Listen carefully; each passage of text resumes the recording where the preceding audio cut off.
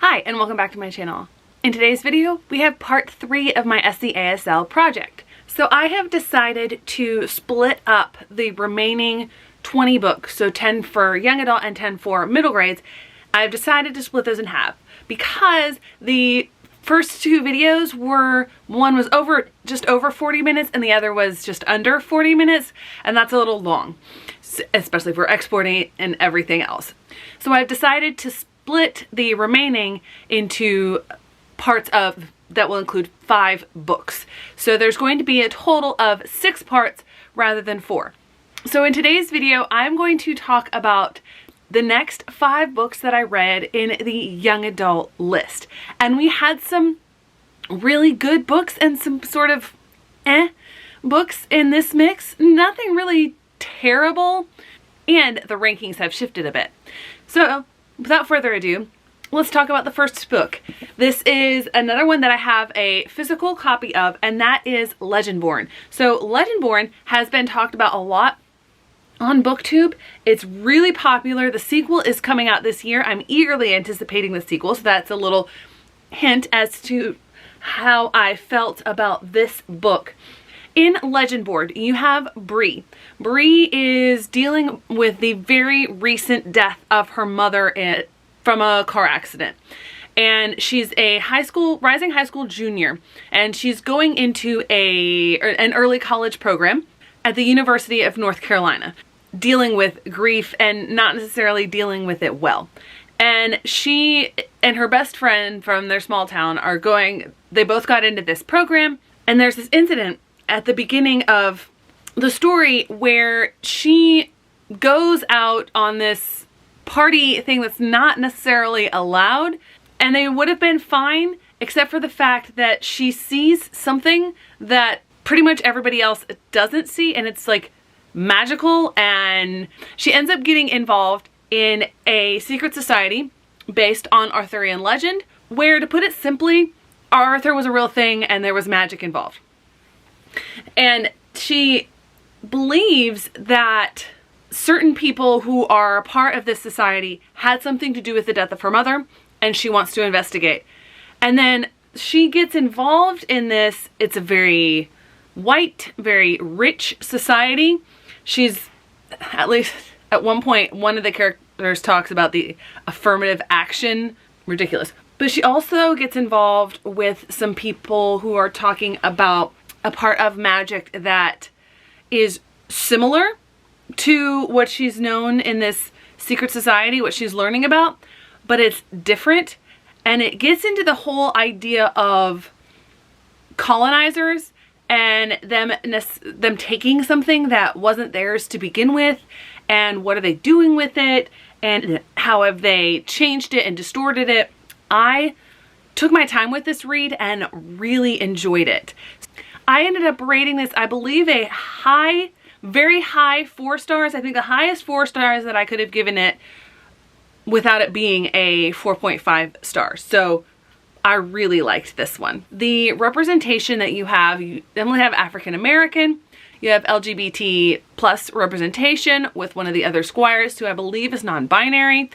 For quality and teaching potential, I don't know that I would necessarily use it as either whole class or book club.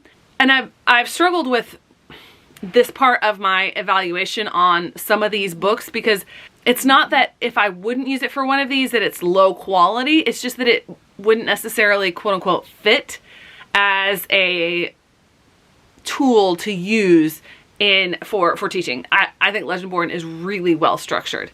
As far as keeping it on classroom shelves, I would definitely put it on the classroom shelves. So the next we're going to talk about is The Bridge by Bill Koenigsberg. Bill Koenigsberg in this sets up a very unique structure to the book. He has it divided in fourths. There are not even amounts in these, but he takes an inciting incident where there are 4 different options for how this incident could have played out, and each of the quarters of the book describes what happens to these characters and the characters around them based on the decisions made by the characters in the inciting incident. There are trigger warnings for suicide and suicidal ideation in this, because that's the inciting incident. So there are 2 teenagers who meet on a bridge in New York. I believe it's the Williamsburg Bridge, but I don't remember specifically. And so the 4 options are: the girl jumps, but not the boy jumps, but not the girl, they both jump, neither of them jump. So those are the 4 different options, and it explores what went into the inciting incident, what drove these kids to the bridge in the first place, and then the effects of their choices afterwards.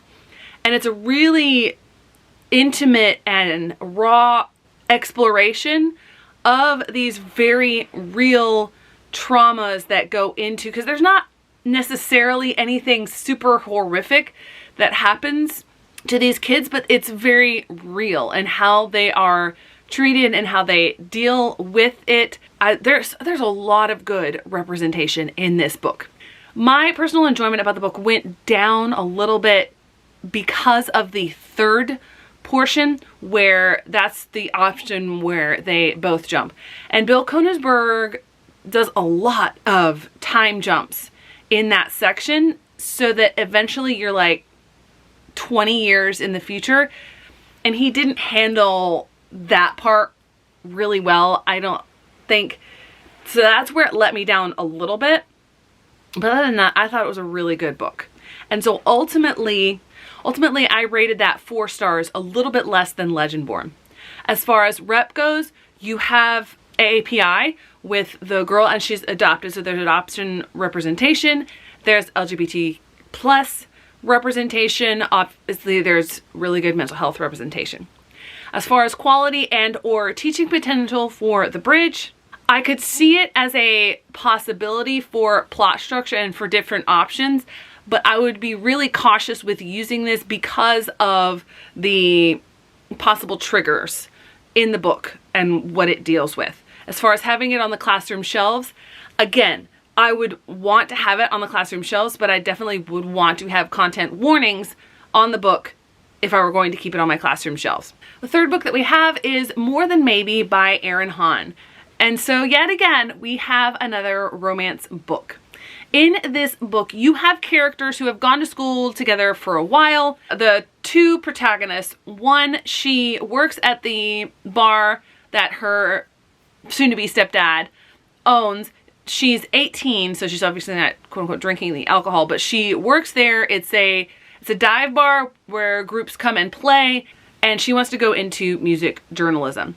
The other main character, he and his twin brother are the sons of a former rock star from England who has moved over. The family has moved to the United States, and he and his twin brother run a podcast, and they use space at the dive bar that the other main character works at. The frustrating thing for me is that it's established at the outset that both of these characters absolutely are in love with each other, but they won't talk to each other. They won't tell each other that for 3/4 of the book.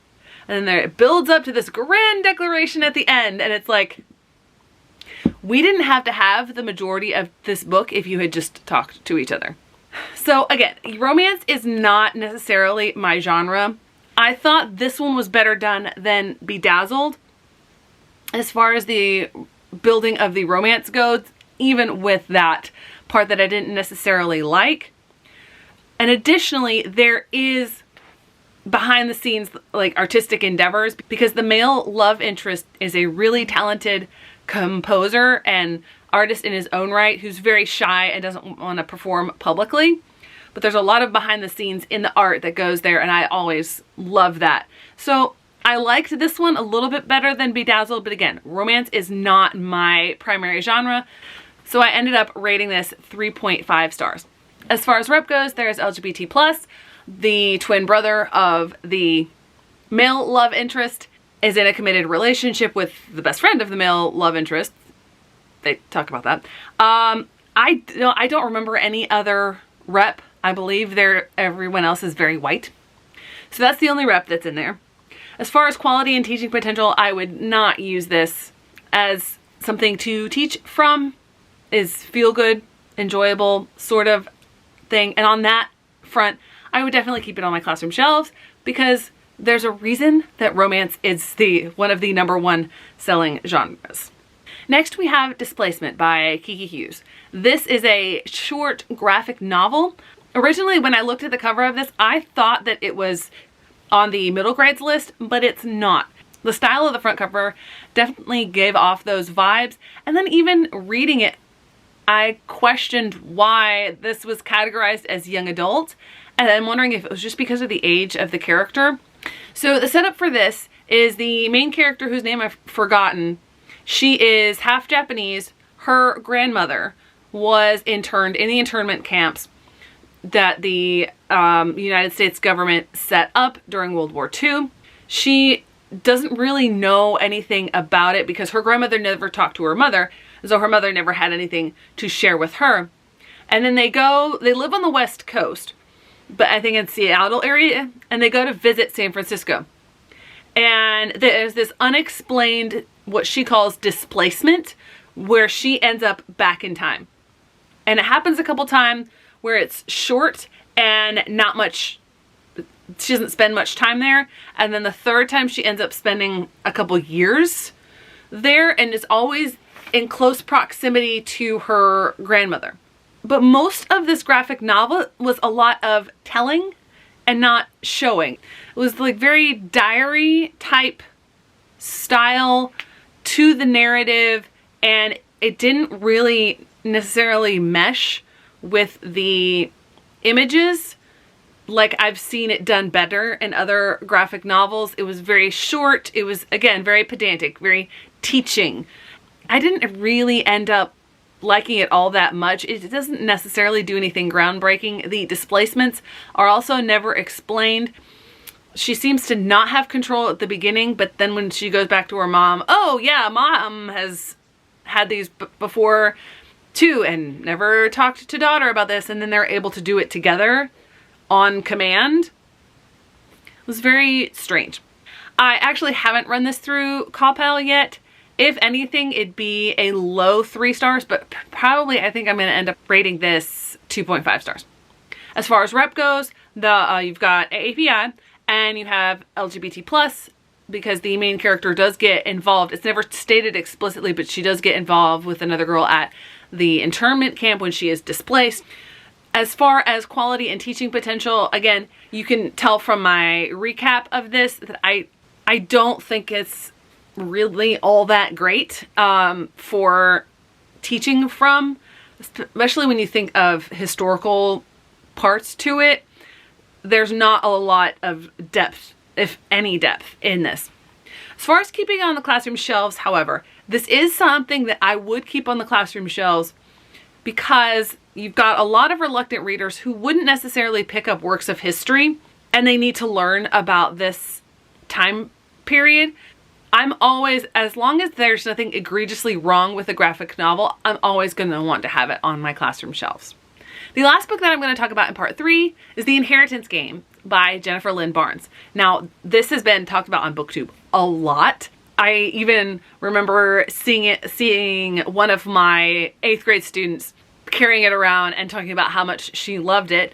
So I was excited to see it on this year's list, and thankfully I was not disappointed. Now, did this do anything groundbreaking or blow my mind really in any way? No. The setup for The Inheritance Games. You have the main character who is fairly down on her luck. Her mother died from cancer, I believe, 2 years prior, and she is her older sister, who she really never talked to. They share a dad, not a mom. She now has custody of her, and her older sister has a deadbeat boyfriend who her older sister just can't quit. They don't really have much, if any, money, but then, lo and behold, she is the sole heir of a billionaire who she's never met before, and everyone is wondering, wait, how did this happen? And one of the only stipulations in the will was that she live for a year in the family estate, along with all the other people who live there, the family who was disinherited. That could cause some problems. And so there are 4 grandsons to this man who died and left this inheritance. They all share the same mom, whose dad was the billionaire who died, but they all have different dads. This guy who died was a puzzler and a riddler, and he never came out and said anything outright. And he had these weird, twisted sort of games that he would play with his grandsons, where he would challenge them to figure out these riddles, and he would never like tell them anything outright. And so obviously his grandsons are going to assume, hey, she's another part of the riddle. And of course they're all like ridiculously attractive, but they've got major issues, and two of them are into her and she's into two of them as well. Yeah, so there's a lot of typical tropes going through this, a lot of twists and turns, and some things that it really does not break any new ground, but it was so fun to read. I really enjoyed reading this book. I have not put this through Compile yet. I forgot to do that. I've read a lot of books recently and I need to get caught up on my reading log, but I really enjoyed it. I believe this will probably be either a high 3.5 stars or a low 4 stars. As far as rep goes, there is some LGBT plus representation here. There is also one of the youngest brother is mixed, but aside from that, there's no other ethnicity mentioned. As far as quality and teaching potential, again, like I mentioned, this is a feel-good sort of story, an escapist story, and not one that I would teach from or use in a book club. But that being said, as I mentioned when I was talking about the book, I would most definitely keep this on my classroom shelves because I've already seen how students are interested in this and already rave about it and love it. And if it can get them to read, I am all for it. All right, now to the rankings, because some things have shifted. Now, like I thought, the first 3 have not shifted. The first 2 have stayed tied for first, probably will for the rest of this project, and that is Firekeeper's Daughter and Clap When You Land. And then third, I don't think this one will change either, and that is Unscripted. I believe fourth will not change either, and that is This Is My America. So I think my top 4 are pretty much locked in. I can't see anything else shifting that. I have 4 more to read. I just don't see anything shifting that top 4. But starting with number 5, we do have a change. Coming in at number 5 now is Legendborn. And that did bump down the Gilded Ones. So Gilded Ones is now at number 6, which also bumped down Grown, which is number 7. The next new one of these 5 that we have is The Bridge, and then The Inheritance Games. I did love The Inheritance Games a lot more than The Ravens, which comes in at number 9. I Can't Count, which comes in at number 10. So there's my top 10 so far. It seems like a lot of the books that I read for the first part of this project are getting pretty far bumped down, which means that my bottom 5 at this present time, we have More Than Maybe at number 11, and then Bedazzled at number 12. Again, they're both romances, but I enjoyed More Than Maybe more than Bedazzled. And then we have Charming as a Verb, again, the one that couldn't decide which book it wanted to be. That is number 13. And then not number 15, not last, we have This Is Not the Jets Show. And then at last we have Displacement. I don't think Displacement is a horrible book. I just think it's far too simplistic for me to rate any higher than number 15. So there you have my almost complete ranking of the 20 books for the SCASL project. I'm having a really good time reading through these books and trying to evaluate them. Obviously, for next year, I need to get better criteria to rank them on, but for now, for this run through of the project, I think it's working pretty well. Thanks so much for watching. I hope to see you in the next one.